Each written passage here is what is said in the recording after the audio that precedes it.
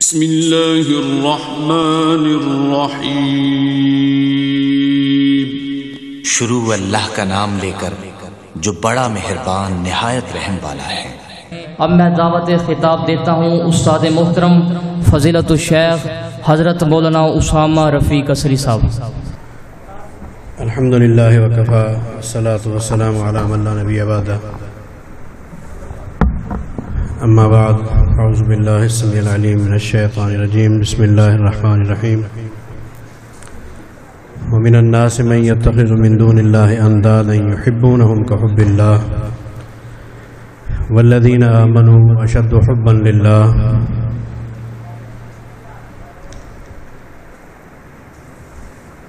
اللهم صل على محمد وعلى آل محمد كما صليت على إبراهيم وعلى آل إبراهيم إنك حميد مجيد۔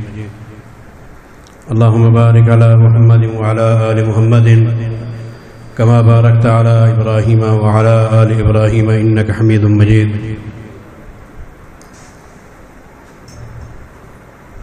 حمد و ثنا اللہ رب کائنات کے لیے، ہمہ قسم کی درود ثنا محمد الرسول اللہ صلی اللہ علیہ وسلم کے لیے۔ اللہ رب کائنات نے کلام مقدس میں ارشاد فرمایا ہے، بہت سے لوگ وہ ہیں جو اللہ کے غیر سے یوں محبت کرتے ہیں جس طرح اللہ سے محبت کرنی چاہیے، لیکن جو لوگ ایماندار ہیں ان میں اللہ کی محبت بہت ہوتی ہے۔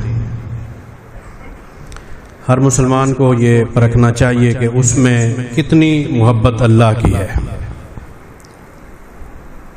ہر بندہ اپنے گریبان میں جھانک کے دیکھے، کیا وہ اللہ سے محبت کرتا ہے؟ وقت انتہائی مختصر ہے، میں لمبی گفتگو نہیں کروں گا انشاءاللہ۔ اللہ کی محبت کسے ملتی ہے؟ ظاہری سی بات ہے جو اللہ کی محبت حاصل کرنا چاہے اور حبیب کبریا محمد الرسول اللہ صلی اللہ علیہ وسلم کو اللہ رب کائنات نے ارشاد فرمایا تھا کہ اگر تم اللہ کی محبت لینا چاہتے ہو، قل ان کنتم تحبون اللہ فاتبعونی یحببکم اللہ، اگر تمہیں اللہ کی محبت چاہیے تو تم میرے پیچھے پیچھے چلے آؤ، تمہیں اللہ کی محبت مل جائے گی۔ آج ہم دیکھتے ہیں اپنے گرد و پیش اللہ کی نافرمانیاں زوروں پر ہیں۔ انسان ہونے کے ناطے سے ہم سے غلطیاں ہونا یہ کوئی بعید از قیاس نہیں ہے، لیکن ایسی فاش غلطیاں ہم جان بوجھ کے کرتے ہیں جو اللہ کو پسند نہیں اور محمد الرسول اللہ صلی اللہ علیہ وسلم کو پسند نہیں تھی۔ حرام کھانا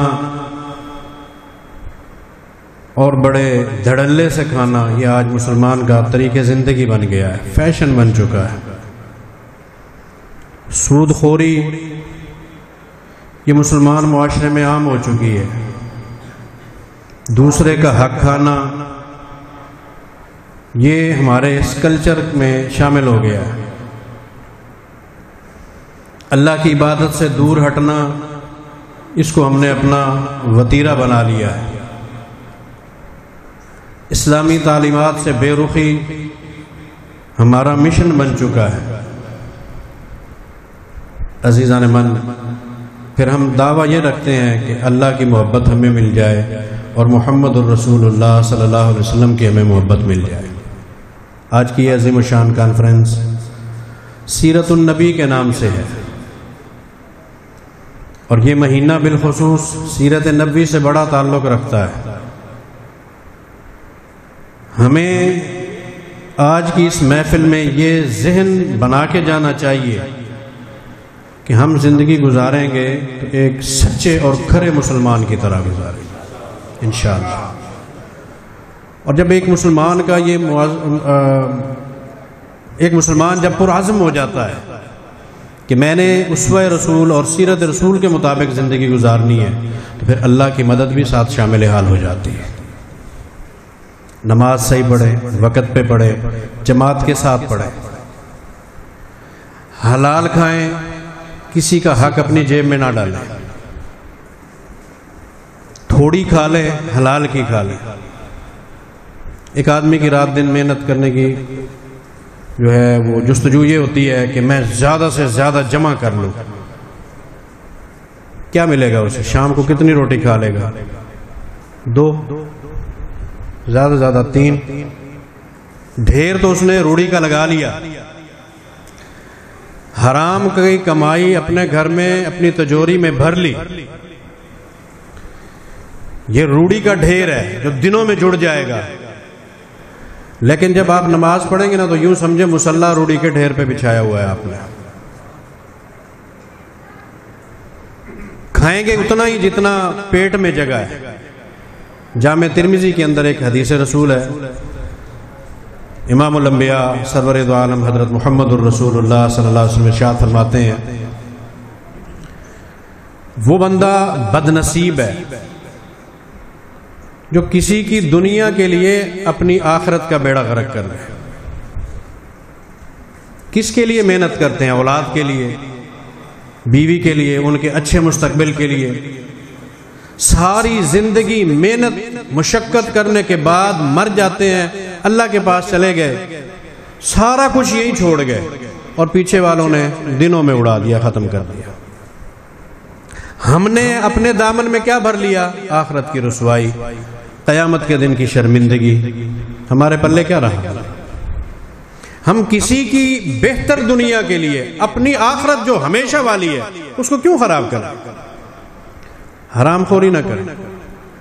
حرام خوری کے نتیجے میں جو عبادات ہیں آپ کی، یہ چھوٹی چھوٹی نمازیں ہیں، صدقات ہیں، خیرات ہیں، اللہ نے یہ بھی قبول نہیں کرنی، اور قیامت کے دن یہ منہ پہ مار دی جائے گی کہ حرام خور کی تو دعا ہی قبول نہیں ہوتی، نماز ہی قبول نہیں ہوتی، اس کے عمل قبول نہیں ہوتے۔ پھر کس لیے حرام خوری کی جائے؟ کس لیے شریعت کی خلاف ورزی میں زندگی بسر کی جائے؟ نبی علیہ الصلوۃ والسلام کو شریعت کی خلاف ورزی گوارا نہیں تھی۔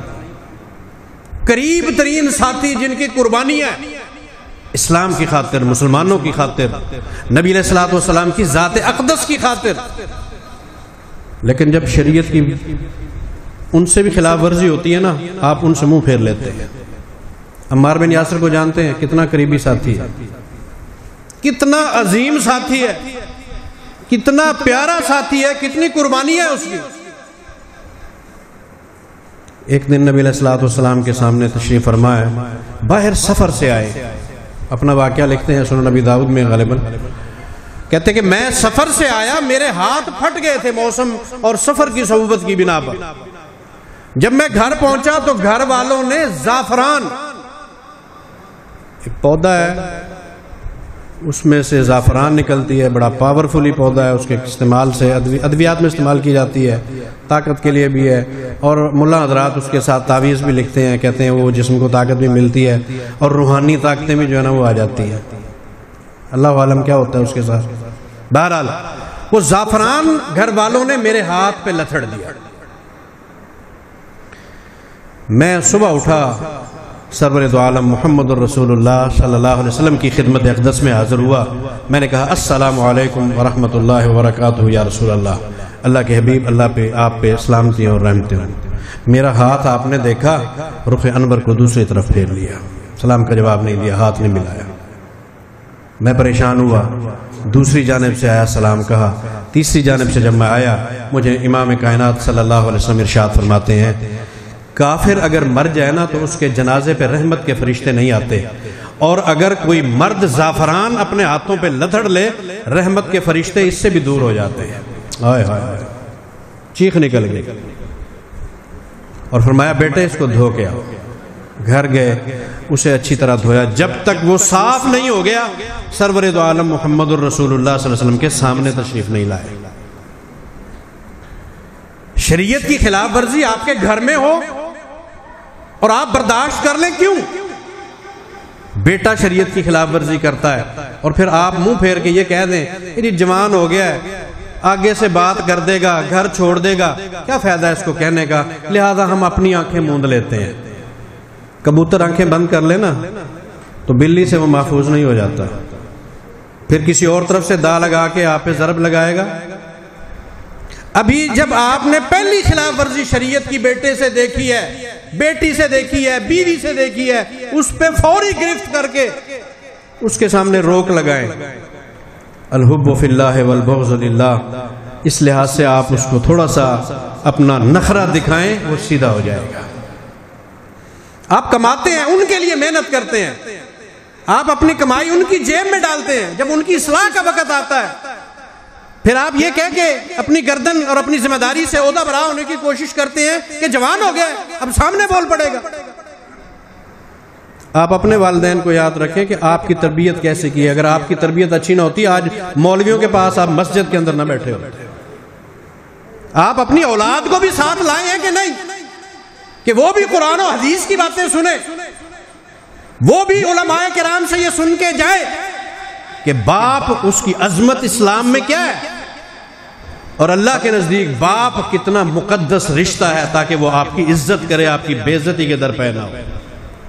کبھی کی ہے آپ نے سنجیدہ کوشش کہ ملاؤں کے پاس لائیں، دینداروں کے پاس لائیں؟ ایک ماں جب اپنے بیٹے سے پریشان ہوتی ہے، نافرمانی دیکھتی ہے، سختی دیکھتی ہے، پھر وہ بھاگتی ہے مولوی کے پاس، علامہ صاحب چھولے پڑھ دو، علامہ صاحب ریوڑیوں پہ دم کر دو، مولوی جی چینی چائیاں پوتر گال نہیں سندا، کماندہ کہ نہیں۔ بیوی پریشان ہے کہ شوہر کما کے نہیں لاتا، مجھے دوسروں کے ٹکڑوں پہ اولاد کو پالنا پڑ گیا ہے۔ آج یہاں تک نوبت کیوں آئی ہے؟ یہ ملا کے چھولے اثر کرنے والے نہیں ہیں، یہ ملا کے پڑا ہوا دم آج اثر نہیں کرے گا۔ جب اس پہ دم کرانے کا وقت تھا نا، اس کو انگلی پکڑ کے مولوی کے پاس نہیں بٹھایا تھا۔ تو آج خود تو تقریر سننے کے لیے آیا ہے، اپنی اولاد کو نہیں لے کے آیا۔ عزیزان من، اگر اولاد کی تربیت صحیح چاہتے ہیں تو علماء کے گرد و پیش ان کو لے کے آئیں، ان کی محفل میں آئیں، اہل علم حلقے میں خود بھی تشریف لائیں اور علماء سے اپنی اولاد کا تعلق جڑوائیں۔ باپ کے عظیم رشتے کا پھر ہی پتہ چلے گا۔ دو حدیثیں عرض کر دوں، باپ کیا ہوتا ہے، ماں کیا ہوتی ہے۔ نبی علیہ الصلوۃ والسلام آپ کے پاس ایک شخص آیا یمن سے، وہ آ کر بیٹھ گیا اور اپنی آپ بیتی سنانے لگا۔ اللہ کے حبیب، میں یمن سے چلا ہوں، میں کسی بھی شہر سے گزرا، بہت سے دیہاتوں سے گزرا، آپ کا، آپ کے دین کا، آپ کے مذہب کا، اسلام کا تذکرہ اور پرچار سنتے سنتے میرا دل کہنے لگا کہ یہ سچا رسول ہے جس کی شہرت اتنی پھیل گئی ہے، اور میں نے راستے میں کلمہ پڑھ کے اسلام قبول کر لیا تھا۔ اللہ کے حبیب، میں مہاجر بن کے آپ کی خدمت میں رہنا چاہتا ہوں، فلاں جہاد کی لسٹیں تیار ہو رہی ہیں، میں چاہتا ہوں میرا نام سر فہرست لکھ دیا جائے۔ سر فہرست اس جہادی لسٹ میں میرا نام ہو۔ نبی علیہ الصلوۃ والسلام پوچھتے ہیں، بیٹا تیرے والدین زندہ ہیں؟ فرمایا ہاں جی زندہ ہیں۔ آپ کے لفظ غور کیجئے، آپ فرماتے ہیں فجاہد فیہما، میرا بچہ وہاں جا، تیرا جہاد وہاں ہے۔ آگے فرماتے ہیں فإن الجنۃ تحت اقدامہما، پتر تیری جنت ماں اور باپ کے قدموں تلے ہے، وہاں جا کے ڈھونڈ۔ تو جنت لینے آیا ہے، مہاجر بننے آیا ہے، مجاہد بننے آیا ہے، ماں کو روتا چھوڑ آیا، باپ کو تیری خدمت کی ضرورت ہے، جا وہاں جا کے جہاد کر۔ اس کو آپ نے وہاں رہنے کی اجازت نہیں دی، کیا اسے ہجرت کا ثواب نہیں ملا؟ کیا اسے جہاد کا ثواب نہیں ملے گا؟ وہ سارا کچھ خام خواہ لوٹ کے لے گیا۔ کتنی بہار تھی، کس وجہ سے لے گیا کہ ماں کے پاؤں تلے جنت ہے، وہاں تلاش کرنے کے لیے پہنچ گیا، باپ کی خدمت کے لیے پہنچ گیا۔ کتنا عظیم رشتہ ہے۔ ایک اور شخص، وہ اپنی آپ بیتی سناتا ہے، بلکہ صحابہ کرام نے اس کا واقعہ نقل کیا۔ عبداللہ ابن عمر رضی اللہ تعالیٰ عنہ حرم کعبہ کے اندر، یہ نبی علیہ السلام کے بعد کی بات ہے، حج کے ایام ہے، خطبہ ارشاد فرمایا صحن کے اندر حرم کی سیڑھیوں کے قریب کھڑے ہو کر، بڑا عالیشان خطبہ، حلال و حرام کا امتیاز بتایا،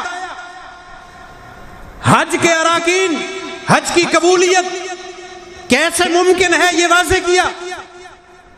اور ابھی خطاب ارشاد فرما کے تشریف فرما ہوئے ایک اور نوجوان آ گیا صفوں کو چیرتا ہوا، اور صفیں پتہ کتنا تھی وہاں پر، بندے کتنا تھے؟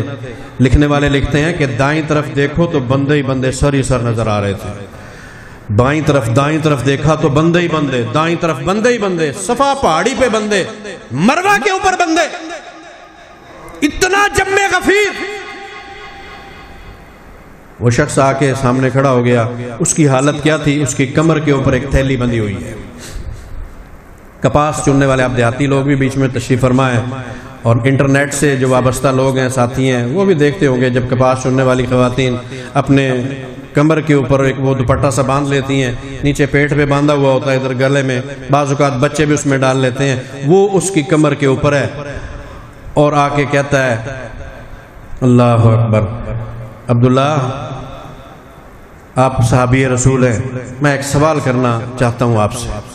میں جی بچہ پوچھئے کیا ہے؟ کہنے لگے یہ جو میری پشت پہ آپ کو نظر آ رہی ہے یہ کوئی سامان نہیں ہے، یہ میری ماں ہے، میں یمن سے چلا ہوں، میں نے اس کے پاؤں کے تلوے زمین پہ لگنے نہیں دیے، مہینوں کا سفر طے کر کے میں آپ کے پاس پہنچا ہوں، حج کیا ہے، سارے حج کے ارکان ادا کرنے کے بعد اب میں یہ سوال کرنا چاہتا ہوں، یہ ہڈیوں کی مٹھی جو میں نے اٹھائی ہوئی ہے، اس کو حج کروایا، گھر سے لے کر چلا، حرم کعبہ میں پہنچا، اللہ کی عبادت کروائی، پاؤں کے تلوے زمین سے ٹچ نہیں ہونے دیے، کیا میں نے ماں کا حق ادا کر دیا؟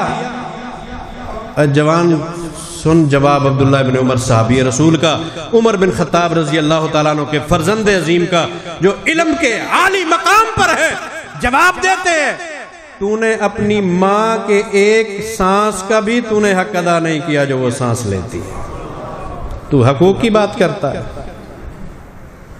تو ماں کو جھڑکیاں دیتا ہے، لا تنہرہما، قرآن پاک کہتا ہے جھڑکیاں نہ دیا کر، کوئی خلاف توقع اگر بات ماں کی زبان سے نکل گئی تو کہہ دے اماں اچھا میں یہ کرتا ہوں، پھر 2 منٹ کے بعد اسے سمجھا دے اماں اگر ہم یہ کام کرتے ہیں نا تو ہمارا یہ نقصان ہو جائے گا، پیار سے بات کر، جھڑک مت، ڈانٹ ڈپٹ نہیں کرنی، اور بات کیسے کرنی ہے؟ آرام سے، شائستگی سے، وقار سے، اور اپنے بازو اطاعت کے فرما برداری کے ان کے لیے جھکا دے۔ یہ فلسفے کلام مقدس میں رب کریم نے ارشاد فرمایا شرک نہیں کرو، میرے ساتھ کسی اور کو سجدے مت کرو، اوروں کو دہائیاں مت دو، اوروں کے سامنے اپنی التجائے مت رکھو، میرے سامنے سجدہ ہو، میرے سے ہی مانگو، اولاد مانگنی ہے میں دوں گا، دنیا مانگنی ہے میں دوں گا، جاہو جلال چاہیے میں دوں گا، جنت چاہیے میں دوں گا، جہنم سے بچنا ہے تو میں محفوظ کروں گا، بیماریوں سے بچنا ہے تو میں محفوظ کروں گا، اور اس کے بعد فرمایا شرک نہیں کرو اور والدین کی فرما برداری کرو۔ یہ قرآن پاک کے اندر دونوں مضمون ساتھ ساتھ بیان کیے، اتنا وقار ہے والدین کا، اور آج کا نوجوان کھڑا ہو کے اس وقار کو مٹی میں ملا دیتا ہے، کیوں؟ اس لیے کہ تربیت نہیں کی اس کی، اس دور سے تربیت لے جہاں سے آقا نامدار محمد الرسول اللہ صلی اللہ علیہ وسلم کے سپاہیوں نے تربیت لی تھی۔ صبغۃ اللہ ومن احسن من اللہ صبغہ، اللہ کا رنگ تو میرے نبی کے صحابہ پر تھا، اور انہوں نے کہاں سے لیا تھا؟ اللہ کے قرآن سے لیا تھا، محمد الرسول اللہ کے فرمان سے لیا تھا۔ یہ ہے محبت رسول،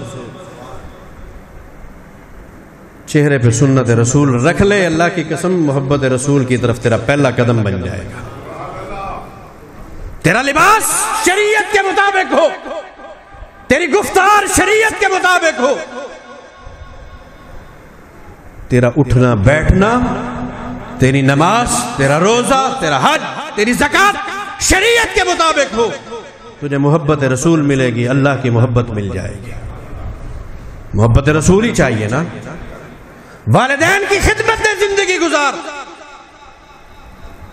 خلاف توقع کچھ دیکھتا ہے, ڈانٹ نہیں, محبت سے, خندہ پیشانی سے, اطاعت و فرما برداری میں زندگی بسر کر دے. آج تو نے آنچل کے اندر چمکتا دمکتا ایک چہرہ میک اپ سے لدا ہوا دیکھ کے تو نے ماں کو مٹی میں ملا دیا. میری بیوی, اماں تو نے اس کی بے عزتی کر دی. بھلے ماں عزت کرتی ہو, رپورٹ غلط بھی ہو, پھر بھی ماں کو ڈانٹ ڈپٹ کرتا ہے. نوجوان نہیں, وہ بھی ایک عظیم رشتہ ہے. اس کو اگر پلو سے باندھ لیا, اپنے گھر کے اندر لے آیا, شریعت کے چند کلموں نے تیرے گھر کے کھوٹے سے اس کو باندھ دیا, وہ بھی کسی کی عزت ہے, کسی کی بیٹی ہے, اس کا بھی احترام سیکھ. آج ہی جامع ترمذی کے اندر ایک روایت پڑھائی, سرور دو عالم محمد الرسول اللہ صلی اللہ علیہ وسلم نے ابو مسعود رضی اللہ تعالیٰ عنہ کو دیکھا اپنے غلام کو پیٹے جا رہے ہیں. انتہا کی ضرب لگائے جا رہے ہیں. آپ نے وہیں سے آواز دی, دور سے آواز دی, ابو مسعود رک جا. سنی انسنی کر دی. آپ قریب آتے جا رہے ہیں, ابو مسعود مارتے جا رہے ہیں. جب قریب پہنچے کہا, ابو مسعود جتنا تو اس غلام پہ حق رکھتا ہے, تیرا مالک تیرے اوپر اس سے کہیں زیادہ حق رکھتا ہے. قیامت کے دن کیا جواب دے گا؟ یہ تو غلام تھا جس کو مارنے سے نبی علیہ السلام نے اتنی بڑی بات کہہ دی, اور تو جانوروں کی طرح بیوی کو پیٹتا ہے, اس کے حقوق کے اندر تو مداخلت کرتا ہے, شریعت کو توڑتا ہے. اس کا حق بھی محفوظ کر, لیکن ماں کا جو حق ہے وہ تمام رشتوں پر حاوی اور بھاری ہے. اللہ اکبر کبیرہ. ماں باپ بڑے عظیم رشتے ہیں, ان سے محبت کر, ان سے عداوت نہ کر.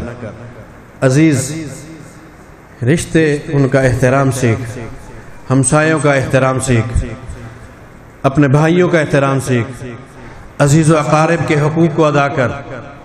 اللہ بھی تجھ سے راضی ہو جائے گا, اور قیامت کے دن محمد الرسول اللہ صلی اللہ علیہ وسلم کا تو ہمسایہ بن سکتا ہے. اللہ کی عبادت کر. ایک شخص نبی علیہ السلام کے پاس آیا, آپ کی خدمت کے اندر رہا, رات دن لوٹا اٹھایا پھرتا ہے, کبھی وضو کرا رہا ہے, کبھی استنجے کے لیے پانی بھر رہا ہے, کبھی آگے بھاگ رہا ہے, کبھی پیچھے بھاگ رہا ہے. رات دن خدمت ہے نبی علیہ السلام کی. نبی علیہ السلام خوش ہو گئے. ایک دن فرمایا, او میرے ساتھی, تو سارا دن خدمت میں رہتا ہے, گھر کی تجھے فکر نہیں ہے, تو سارا دن میری فکر میں رہتا ہے, کچھ مانگ, میں تجھے اللہ سے مانگ کے دیتا ہوں. آج اعزاز مل رہا ہے, تمغہ مل رہا ہے, خدمت کا اعزاز دینا چاہتے ہیں, اور کچھ چاہیے. لیکن اگر تیرے میرے جیسا ہوتا نا, کہتا ہے یا رسول اللہ یہ پہاڑ جو کھڑا نا دعا کرو سونے کا بن جائے اور میری جاگیر بنا دو, پیسے آ جائیں, دولت آ جائے, دھن آ جائے, روپیہ پیسہ آ جائے, تجوریاں بھر جائیں. لیکن اس نے کیا مانگی؟ میرے نبی کی محبت مانگی. کیا کہ اللہ کے رسول جس طرح دنیا میں ساتھ ہے, لوٹا اٹھایا پھرتا ہوں, قیامت کے دن بھی اسی طرح ہمسایہ بن جاؤ. میرے نبی کے ساتھیوں کی تلاش تو یہ تھی. اور پھر اللہ کے رسول نے کیا کہا؟ ہاں یار یہ تو بڑا مشکل سا سوال کر دیا, آسان سی بات, کوئی اور چیز مانگ لے یار, اس کو چھوڑ. میں نہیں, اگر آج آپ خوش ہو کے اللہ سے دلواتے ہیں تو پھر چھوٹی سی چیز مانگ لو. آج مجھے یہی چاہیے, ڈیمانڈ پوری کرتے ہیں تو یہی کرے.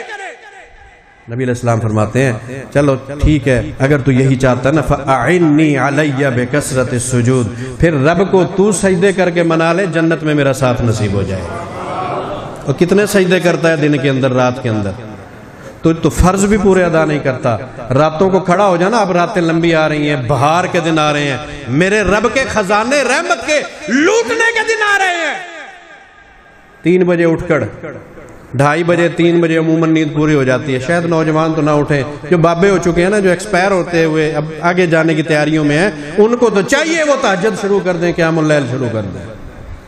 آج ارادہ کر کے جائے کہ ہم نے رب کی عبادت کرنی ہے, انسانوں کے حقوق میں مداخلت نہیں کرنی. اگر کسی کا حق اچھا ادا نہیں کرنا تو برائی بھی کسی کے ساتھ نہیں کرنی. یہ ارادہ لے کر جا, انشاءاللہ تیرے کامیابی تیرے قدم چومے گی, تیری دنیا بھی سدھر جائے گی, تیری آخرت بھی سدھر جائے گی. محفل کی جان میرے عزیز ندیم صاحب سے میں گزارش کروں گا میرا وقت ختم ہو جائے تو مجھے بتا دیں، ورنہ میں تو ایسے بیٹھا رہوں گا بھائی. اچھا بڑا امتحان ڈال دیا پھر. شیخ صاحب گھنٹہ نہ آئے پھر تو میں بیٹھا رہوں. ٹھیک ہے جی، پھر آج بیٹھے ہیں الحمدللہ انشاءاللہ. اللہ اکبر. آپ بزرگوں کی خطابات سن چکے ہیں اور ہمارے ایک شاگرد ابھی اپنا تعارف کرا کے گئے، شیخ فاروق اپنا احمد فاروق صاحب، وہ محترم ہمارے ویاڑی سے تشریف لائے. ان کی پچھلے مہینے بچی ننھی منی سی وہ فوت ہو گئی. بڑے اس دن پریشان تھے، یہ بڑے رو رو کے بات کر رہے تھے. بچیاں جگر کا ٹکڑا ہوتی ہیں. اولادنا اکبادنا تمشی علی الارض، ایک شاعر کہتا ہے بچے جو ہے نا، بچے چھوٹے چھوٹے ننھے منھے بچیاں، یہ بچے یہ ہمارے جگر کے ٹکڑے ہیں جو زمین پہ بھاگتے پھرتے ہیں. بچی فوت ہو گئی، اس کے لیے میں دعا گو ہوں کہ اللہ پاک اسے کروٹ کروٹ جنت نصیب فرمائے. اور جب یہ والدین وہاں پہنچے اللہ ان کو صبر جمیل عطا فرمائے، اور اس کا پھل بڑا میٹھا ہوتا ہے. میں ان کے لیے بھی دعا گو ہوں کہ اللہ پاک جب وہاں پہنچے جنت کے دروازے پر وہ بچی ان کی منتظر. میں نہیں کہتا محمد الرسول اللہ صلی اللہ علیہ وسلم کا ارشاد، جس کی ایک بچی گئی، دو بچیاں گئی، تین بچیاں گئی، بچے گئے، اور اس پہ وہ صبر کر لیتے ہیں والدین. صبر کا میٹھا پھل کیا ملے گا؟ وہ جنت کے دروازے پر اس کے منتظر ہوں گے، اور وہ گھسیٹ گھسیٹ کے اپنے والدین کو جنت میں لے جائیں گے اور رب سے چھڑوا لیں گے. میں دعا گو ہوں کہ اللہ پاک ان کی بچی کو بھی کروٹ کروٹ جنت الفردوس عطا فرمائے، جنت کی شہزادی بنائے. آج ہماری محفل میں عظیم شخصیت تشریف فرمائے، میں ان کا تعارف بھی پیش کر دیتا ہوں. شیخ اپنا عبد الولید صاحب، پروفیسر معظم ریحان صاحب کے فرزند ہیں، وہ ہمارے پاس تشریف فرمائے. قاری سہیب میر محمدی صاحب کے یہ پیارے شاگرد ہیں، اور میں یہ بھی شاید بلا مبالغہ آپ سے کہہ دوں کہ انہی کی جو طرز ہے، انہی کا جو انداز ہے، اسی میں یہ بڑی پیاری خطابت بھی فرماتے ہیں. تو میں محفل والوں سے تو پوچھا نہیں ہے، میں اپنے وقت میں سے تھوڑا سا وقت ان کو دیتا ہوں کہ 10-15 منٹ یہ آپ کے سامنے اپنی معروضات پیش کریں. ویسے پروگرام کا تو مجھے پتہ نہیں ہے، اگر پروگرام کے اندر یہ شامل ہے. ندیم صاحب ہیں یہاں پہ؟ ٹائم لے رکھا انہوں نے؟ میرے بعد ٹائم؟ اچھا میں ٹائم دے دوں؟ ہاں تو میں ان سے اپیل کرتا ہوں تشریف لے آئیں اور کچھ عوام سے باتیں فرمائیں. جب تک شیخ صاحب نہیں آتے تو میں اپنا وقت جو مجھے ساتھیوں نے دیا ہے میں آپ کو دیتا ہوں. اللہ پاک آپ کی حفاظت فرمائے، اللہ آپ کی لمبی زندگی عطا فرمائے آپ کو. جزاکم اللہ خیرا، مبارک اللہ فیکم.